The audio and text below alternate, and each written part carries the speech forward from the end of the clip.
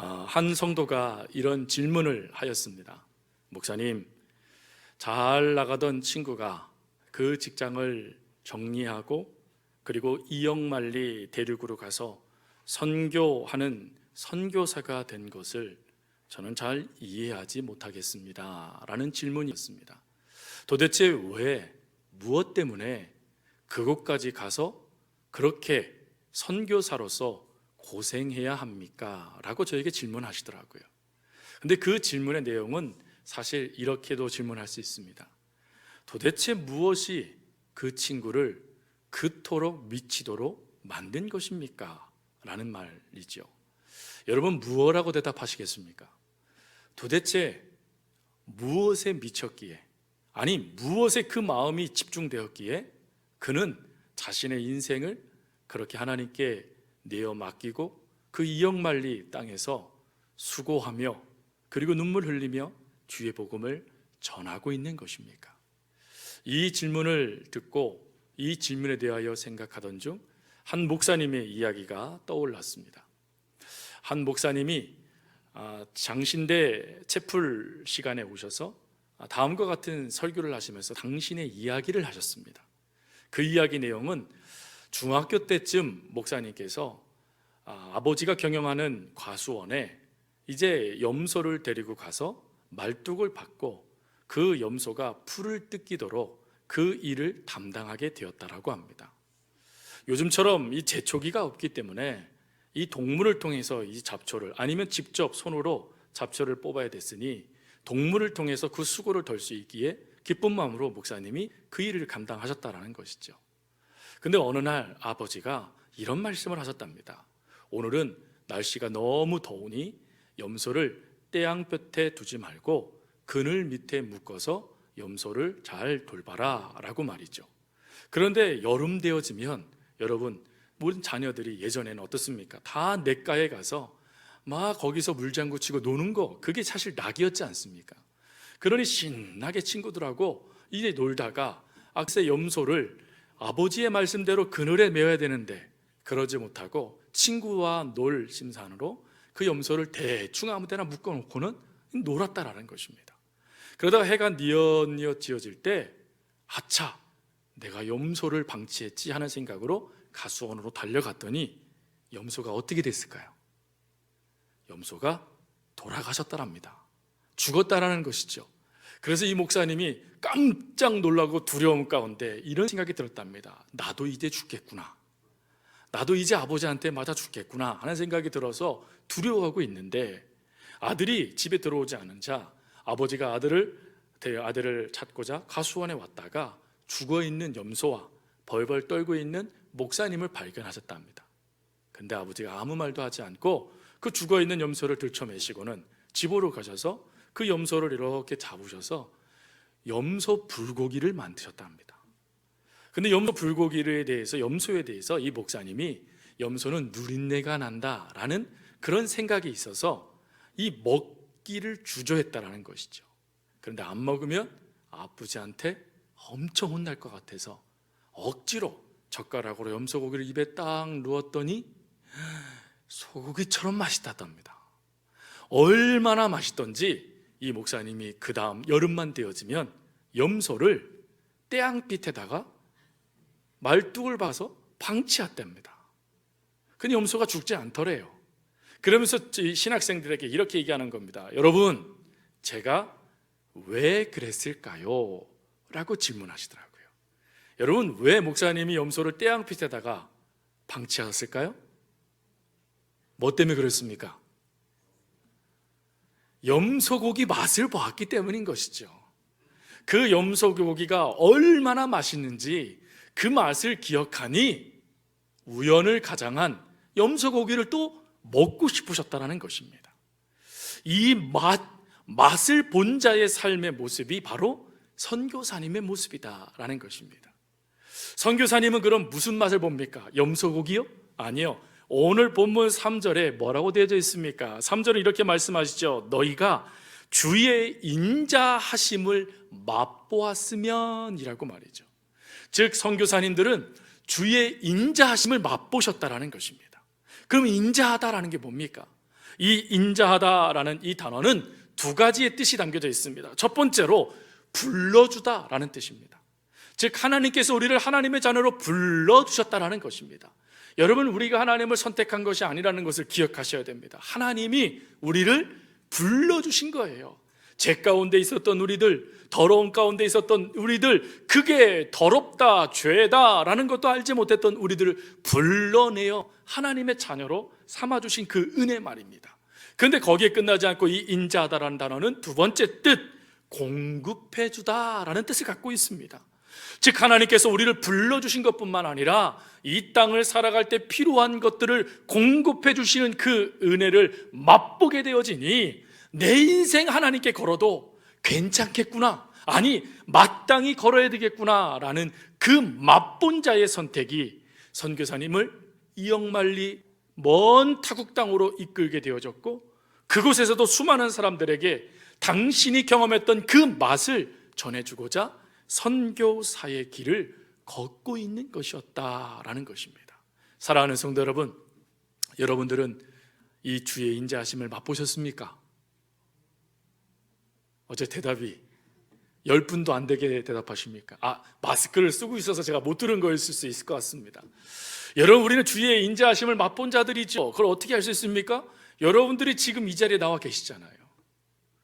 지금 코로나19 바이러스로 인해서 사회적 거리 두기를 하고 있습니다.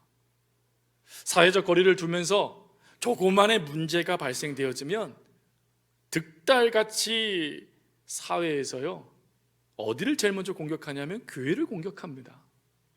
교회, 많은 사람들이 모여있는 그 교회가 그것을 사회적인 거리를 두지 않아서 이 문제가 될 수 있겠다 하는 그 문제에 마치 원흉처럼 교회를 자꾸 들먹입니다.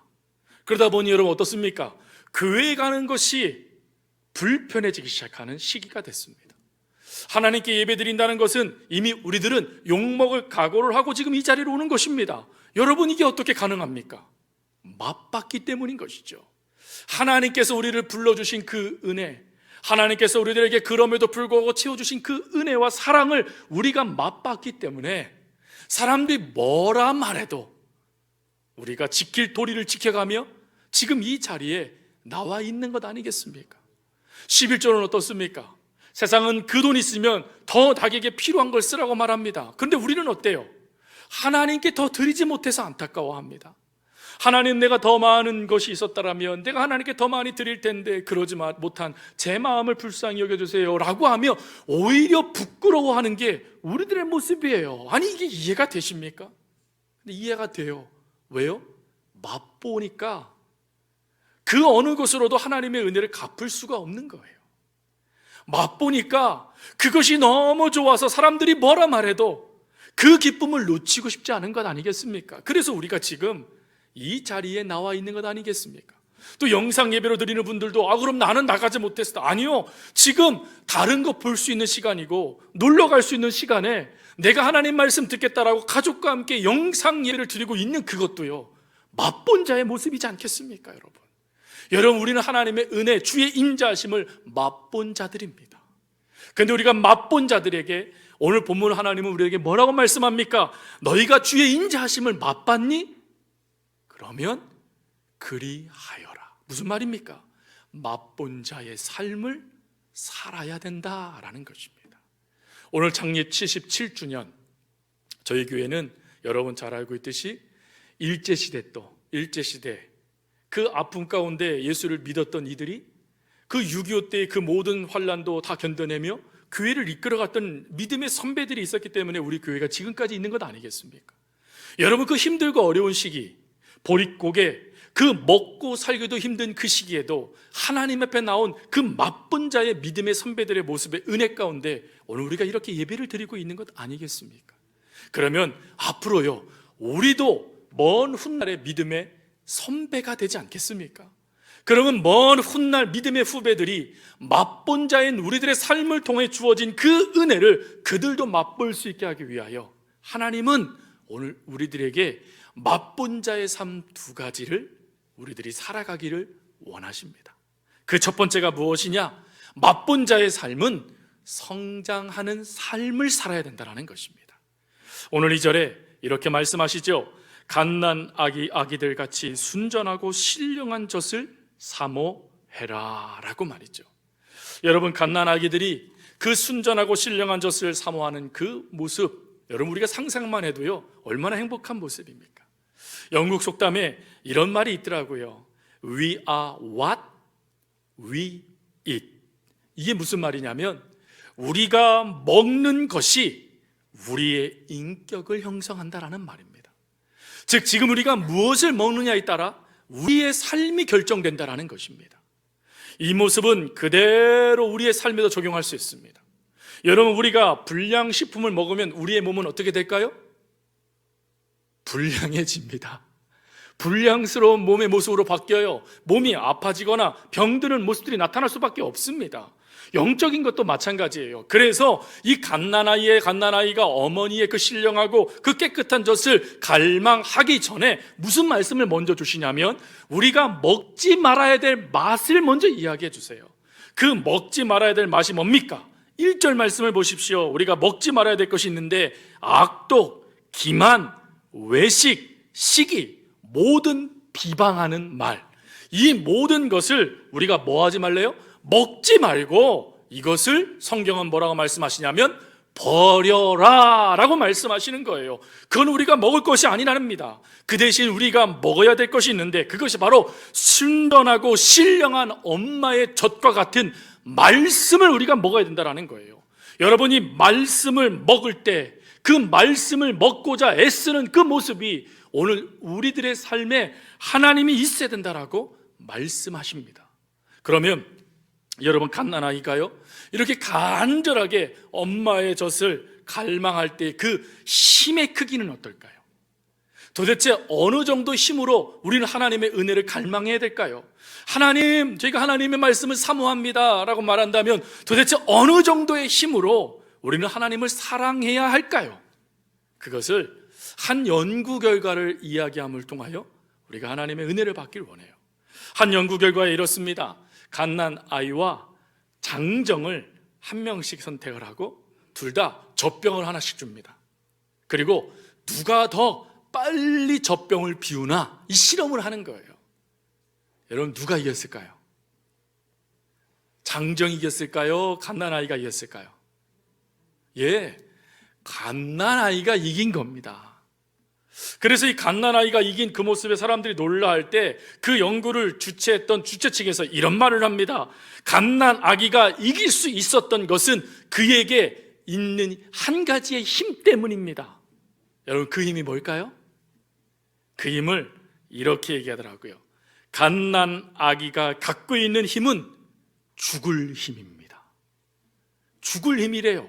이 죽을 힘이 뭔가 사전적인 의미는요, 죽기를 각오하고 쓰는 힘이래요. 예, 그러니까 이해가 됩니다. 여러분, 갓난아이에게 밥을 먹일 수 있습니까? 라면이요, 라면. 과자는 어떻습니까? 먹일 수 없어요, 여러분. 갓난아기에게 있어서 생명은 엄마의 젖인 거예요.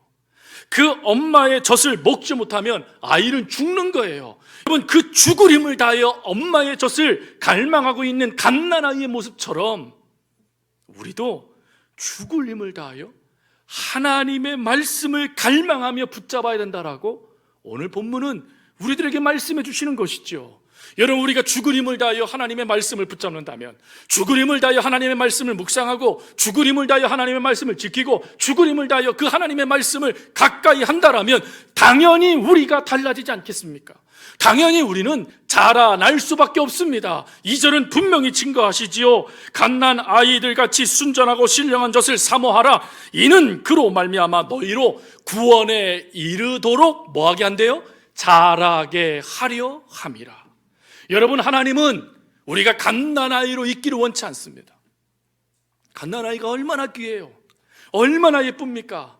얼마나 그 모습이 귀합니까? 지금도 여러분 어렸을 때 갓난아이 여러분들의 자녀의 그 사진을 본다던가 동영상을 보면 얼마나 행복합니까? 그러나 갓난아이로 지금까지 있다라면 행복할까요? 근심하지 않겠습니까? 하나님 우리들에게 말씀하세요. 하나님께서 말씀을 주신 이유, 하나님께서 오늘 우리들에게 간절히 하나님 말씀을 사모하게 하신 이유는 자라나게 하기 위함이다 라는 것입니다. 그 그 자라나게 하는 원동력인 말씀을 우리는 죽을 힘을 다하여 먹어야 된다라는 것입니다. 존 버년의 책 중에 철로역정이라는 책이 있습니다. 여러분, 이 철로역정에 이제 천사들이 나타나게 되는데 세 번째 천사가 이 순례자 크리스찬에게 나타나서 이마에 인을 찍어요. 그 인을 찍는 그 말씀은 에베소서 1장 13절 말씀을 가지고 인을 찍는 겁니다. 여러분, 인침을 받았다라는 이 뜻은 무엇을 말하는 거냐면 소유가 정해졌다라는 걸 말하는 겁니다. 여러분, 인침을 받으셨습니까? 우리는 모두가 다 인침을 받았습니다. 이미 우리는 소유가 정해져 있습니다. 우리는 내 것입니까? 주님 것입니까? 주님 것이지요. 이미 우리는 주님의 소유가 됐다라는 것입니다. 그러니 우리의 출발은 우리를 주관하시고 우리를 인치신 이의 뜻에 따라 그 힘과 능력을 의지하여 살아가는 삶이라는 것입니다. 그런데 천사는 인만 친 것이 아니라 이 크리스찬에게 뭘 주냐면 두루마리를 줘요. 이 두루마리를 주면서 천사는 이렇게 말합니다. 새 예루살렘에 도착할 때까지 이 두루마리가 필요할 것이니 그때마다 펼쳐 읽어라 라고 이야기해요. 두루마리는 뭘까요? 말씀이에요. 여러분, 영원한 천국 하나님의 품 안까지 우리가 갈 수 있는 유일한 힘과 능력은 여러분들의 결단과 의지에 달려있는 게 아니라 하나님의 말씀에 달려있다는 것입니다. 그러니 그것을 자주 펼쳐서 그 말씀을 붙잡을 때 영원한 본향 하나님의 나라에 이르길 때까지 흔들림 없이 갈 수 있다라고 천사가 알려주고 있는 것이죠. 여러분, 이 은혜를 깨달은 이가 있습니다. 그게 누구냐면 바로 무디 목사님이십니다. 여러분, 무디 목사님은 유명한 부흥 강사이십니다. 그러나 처음부터 목사님이 부흥 강사의 삶을 산 것이 아니었죠. 목사님이 처음에 예수를 믿었을 때 그 기쁨과 은혜가 너무 컸다라고 합니다. 그래서 이 은혜를 내가 어떻게 하면 유지할 수 있을까 고민하던 차에 옆에 있는 선배가 이렇게 얘기합니다. 기도하면 돼. 그러자 목사님은 그 말을 듣자마자 산으로 달려갔대요. 그리고는 소나무가 뽑히나 내가 뽑히나 일주일씩 기도하고 내려왔답니다. 근데 일주일씩 기도하고 내려오면 은혜가 얼마나 충만한지 그게 하늘을 날아갈 듯한 은혜였다라고 하죠. 근데 그 은혜가요, 채 이틀도 가지 않더랍니다. 일주일간 열심히 기도했는데, 일주일간 하나님의 은혜를 사모했는데 그 은혜가 이틀밖에 가지 않더라는 거예요. 그래서 낙심해서 또 교회에서 기도하고 있는데 옆에 있었던 또 다른 선배가 또 얘기했대요. 유명한 목사님의 말씀을 들으면 그 말씀 속에 힘을 얻게 될 거라고. 그래서 이 목사님이 젊었을 때 힘을 다해서 부흥 강사님들을 찾아뵈면서 말씀을 사모하며 들었답니다. 그런데 그 말씀도 채 2년을 가지 못하더라는 거예요. 2년도 가지 못하고 이틀도 가지 못하는 그 은혜가 너무 아쉬워서 하나님께 기도하며 하나님, 나 하나님의 은혜를 충만히 받고 싶어요. 하나님의 은혜 안에 가고 싶어요 라고 기도하며 주일 예배에 참여했을 때 그날 본문의 말씀이 바로 로마서 10장 17절 말씀이었다죠. 우리 한번 같이 한번 읽겠습니다. 그러므로 믿음은 들음에서 나며 들음은 그리스도의 말씀으로 말미암느니라. 아멘. 자신이 은혜를 유지할 수 있었던 것, 그 은혜를 놓치지 않고 하나님의 은혜 가운데 거할 수 있는 힘은 말씀 안에 있다는 것을 무디 목사님이 깨닫게 돼요. 그래서 이때부터 목사님은 성경을 읽고 묵상하고 암송하며 하나님의 말씀을 가까이 했다라고 합니다. 그랬더니 말씀이 목사님을 변화시키기 시작했고 그 은혜 아래 많은 사람을 변화시키는 부흥 강사로 그 삶을 이끌어가 주었다라는 것입니다. 이때 목사님은 이런 말씀을 합니다. 말씀이면 됩니다. 사랑하는 성도 여러분, 하나님의 말씀을 죽을 각오라고 한번 붙잡아 보십시오. 하나님의 말씀을 내가 놓치면 나 죽는다. 나 하나님의 말씀을 묵상하지 않으면 나 죽는다. 나 하나님의 말씀을 놓치면 내 인생 허망해진다라고 생각하며 하나님의 말씀을 붙잡는 그 모든 방향을 죽음과 연결해서 한번 생각해보며 결단해 보십시오. 반드시 달라집니다. 반드시 성장합니다. 나는 장 예수님 믿을 10년 전이나 지금이나 똑같다고 그럼 뭘 놓치고 있는 겁니까? 말씀을 놓치고 있는 거예요. 다른 길이 없어요. 다른 데 기웃거리지 마세요. 말씀을 붙잡으십시오. 말씀을 먹으면 먹을수록 오늘 분명히 말씀하시죠. 자라게 하려 함이라. 하나님은 자라게 하십니다. 우리 서호교회가 말씀을 사모하는 교회, 말씀을 먹는 교회, 말씀을 묵상하는 교회, 말씀을 읽는 교회, 말씀을 붙잡는 교회가 되어 점점점 영적으로나 육적으로 자라나는 복된 교회가 될 수 있기를 주님의 이름으로 부탁드립니다. 그리고 두 번째, 주의 인자하심을 맛본 자의 삶이란 신분에 걸맞는 삶, 즉 신분에 걸맞는 삶을 살아가는 자가 바로 주님의 인자하심을 맛본 자의 모습이다라는 것입니다. 거룩하다라는 단어가 5절에 나오죠. 5절 말씀에 보면 이렇게 되어 있습니다. 너희도 산돌같이 신령한 집으로 세워지고 예수 그리스도로 말미암아 하나님이 기쁘게 받으실 신령한 제사를 드릴 거룩한 제사장이 될지니라. 우리를 불러주신 이의 뜻에 따라 우리는 뭐가 되어야 된대요? 제사장이 되어야 된대요. 그런데 그냥 제사장이 아니라 거룩한 제사장이 되어야 된다라는 것입니다. 여러분, 유다 민족 가운데 제사장들은 1년에 한 차례 대제사장들을 선출하게 되어 있습니다. 근데 투표가 아니에요. 순번에 따라 그 다음은 누가 물려받는 것이었습니다. 모두가 다 같은 조건입니다. 같은 조건에 따라 대제사장이 되어졌는데 어떤 이는 하나님께 예배드리러 갔을 때 그 예배가 받아들여져 복을 받는 이가 있는가 하면 어떤 이는 하나님 앞에 섰을 때 죽는 이도 발생되게 됩니다. 왜 그랬을까요? 분명히 대제사장으로 하나님의 율법을 지키는 자들입니다. 하나님의 법을 놓치지 않고 믿음으로 살아가는 자들입니다. 근데 왜 하나님은 어떤 이는 죽이시고 어떤 이는 살리실까요? 그거에 대해서 하나님은 분명히 말씀하세요.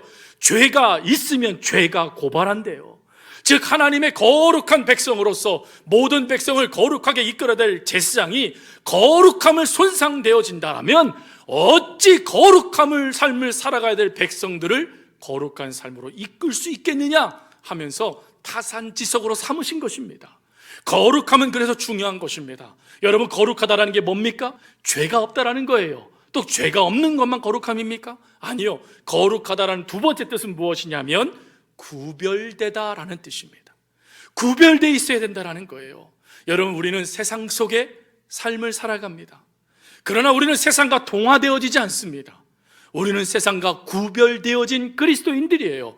구별되어져서 하나님의 은혜, 이 거룩함을 많은 이들에게 보여주는 사람들, 그 사람들이 바로 우리라는 것입니다.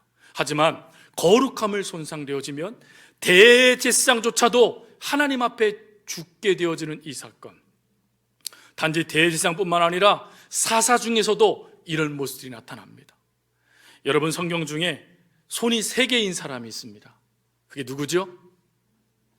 삼손이요. 앞에 다 나오지 않습니까? 삼손. 깜짝 놀라셨잖아요. 손이 2개인데 무슨 3개냐고. 당연하죠. 따라해 보십시오. 오른손. 따라해 보세요. 오른손, 왼손, 하나님 손. 그러니까 삼손이죠. 여러분, 삼손이 힘이 센 게 아니라 하나님의 영이 그와 함께 하셨기 때문에 역사가 이루어진 거예요. 나귀 턱뼈에 그를 가지고 삼손이 블레셋 사람 1000명을 죽인 힘은 하나님께서 함께 하셨기 때문에 주어진 힘이었어요. 그럼 여러분, 그 힘을 삼손이 끝까지 유지하며 하나님의 이 거룩함을 구별한 백성으로 살아야 되는데 그는 실패합니다. 여러분, 실패했을 때 외형적으로 보여지는 것은 그의 머리털이 깎이는 것입니다. 우리는 이 머리털을 깎는 것을 그래서 이 머리털 깎으면 안 되겠구나 이런 것으로 받아들여요. 그러나 그렇지 않죠. 왜 하나님은 왜 머리카락을 그렇게 하나님께서 주목하셨을까? 그것은 그 당시에 나실인이 바로 삼손이었기 때문입니다. 나실인의 규례 중에 하나가 무엇입니까? 삭도를 머리에 대지 말아라 라는 것입니다. 즉 머리에 대지 말아서 그 머리조차도 하나님께 구별된 모습으로 살아가라. 그게 나실인이에요. 그런데 그 구별함을 손상시키니까 어떻게 되죠? 일반인보다도 못한, 동물보다도 못한 존재가 되어지고 말았지 않습니까? 여러분, 우리가 집중해야 될 것은 바로 여기에 있어요. 하나님의 거룩함을 구별한다는 것, 그것은 나도 살리고 남도 살리는 하나님의 능력인데 그것을 우리가 쉽게 간과해버리는 역사들이 우리 가운데 얼마든지 나타나지 않습니까? 그럴 때 우리도 삼손처럼 될 수 있겠구나. 하나님은 그걸 우리가 깨닫기를 원하시는 거예요. 여러분, 이런 모습들 하나님은 우리 가운데 나타나길 원치 않으세요. 그래서 베드로 사도를 통하여 우리들에게 뭐라고 말씀하시냐면, 왜 우리가 그러면 거룩한 백성답게 살아야 되느냐에 대한 답을 주십니다. 그 답이 무엇이냐? 12절 말씀이에요. 여러분, 12절 말씀에 보면 우리가 이렇게 선하게 구별되어져서 하나님의 은혜를 나타내는 하나님의 백성답게 구별된 신분에 맞는 삶을 살아가야 되는 이유를 뭐라고 말씀하시냐면, 선한 일을 보고 오시는 날에 하나님께 영광을 돌리게 하려 함이다 라고 되어져 있어요. 즉, 우리의 구별된 모습을 누군가가 본다라는 것입니다. 그리고는 그것을 통해서 그도 하나님의 백성이 되어 하나님께 영광을 돌릴 수 있는 축복의 역사들이 바로 우리가 구별된 신분의 모습에 맞는 삶의 모습이 나타날 때 주어지는 영광이다라는 것입니다. 여러분, 이런 모습을 살았던 이들이 바로 로마 시대 때 살았던 초기 그리스도인들입니다. 초기 그리스도인들은 오해를 샀어요. 그 오해 중에 첫 번째가 무슨 오해입니까? 황제 숭배 사상을 거부합니다. 왜요? 유일한 신은 하나님이시기 때문이죠.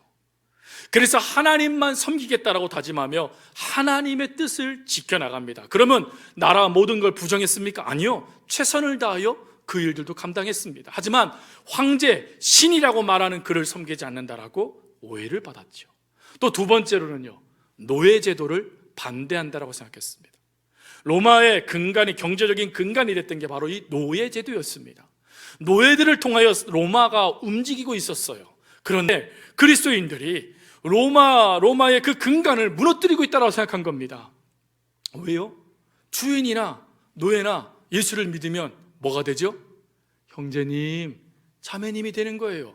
한 가족이 되는 것입니다. 그래서 그리스도인들을 사회 악으로 여겨서 그리스도인들을 잡아 화형을 시키고 칼에 참수를 시키고, 그리고 원형 경계장에서 동물에 찢기는 것, 또 화형시키는 그 모든 것들을 그들이 당연하다고 여겼습니다.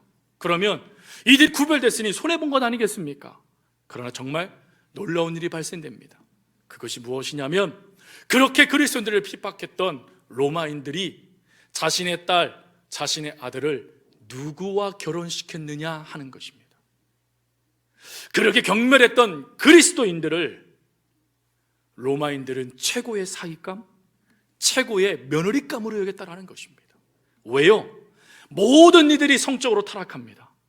모든 이들이 죄 가운데 있습니다. 그런데 예수 믿는 사람들, 사회 악이라고 말했던 그 그리스도인들이 자신의 순결을 지키며 하나님 앞에 구별된 삶을 살아가더라는 거예요. 그래서 저 사람들이야말로 내 며느리감, 저 사람들이 말로 내 사위감이야 라고 인정받는 모습들이 나타나기 시작합니다. 그 결과 로마의 지도층이 복음화되기 시작했다는 것입니다.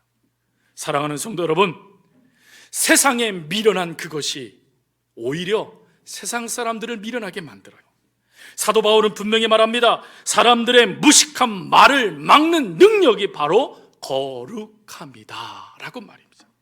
사랑하는 성도 여러분, 오늘 우리들은 하나님과 우리 사이에 이 거룩함을 회복시킬 수 있어야 됩니다. 구별되어진 그 하나님의 은혜를 회복할 수 있어야 돼요. 프랑스어 중에 노블레스 오블리주라는 단어가 있습니다. 이것은 이런 뜻이죠. 신분이 높은 사람일수록 도덕적인 높은 도덕상과 그리고 책임과 의무를 다해야 된다라는 뜻입니다. 근데 그렇게 얘기하면 어렵잖아요. 근데 이 단어가 두 단어가 합쳐진 거죠. 첫 번째, 이 노블레스라는 것은 닭의 벼슬을 말하는 겁니다. 이미지처럼 이 벼슬을 말하는 거예요. 그러면 이 오블리주는 뭡니까? 오블리주는 계란의 노른자를 말하는 겁니다. 그러니 여러분 쉽게 이해되시겠죠? 이 노블레스 오블리주는 뭐냐? 닭의 사명은 벼슬을 탐하는 게 아니라 알을 낳는 데 있다라는 것입니다.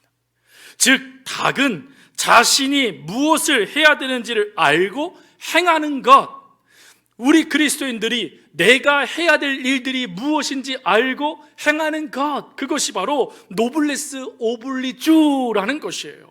여러분, 우리 그리스도인들이 행해야 될 것이 뭡니까? 하나님은 우리를 뭐라고 부르셨다고요? 제사장이다, 왕 같은 제사장이다, 거룩한 제사장이다, 하나님의 백성이다, 그의 소유다, 너는 내 것이다. 하나님께서 우리를 불러주셨잖아요. 그 불러주신 이의 은혜에 따라 그 부르신 이에 합당한 삶을 살아가는 것, 하나님은 그걸 우리에게 원하신다라는 것입니다. 신데렐라의 이야기를 잠깐 하고 싶습니다. 여러분, 신데렐라의 마지막 그 글의 내용이 뭔지 아십니까? 신데렐라의 마지막 구절은 이렇습니다. 왕자님과 행복하게 살았답니다 라는 것입니다. 자, 여러분, 천민이었습니다. 이 신데렐라의 이름의 뜻은 재투성이라는 뜻입니다.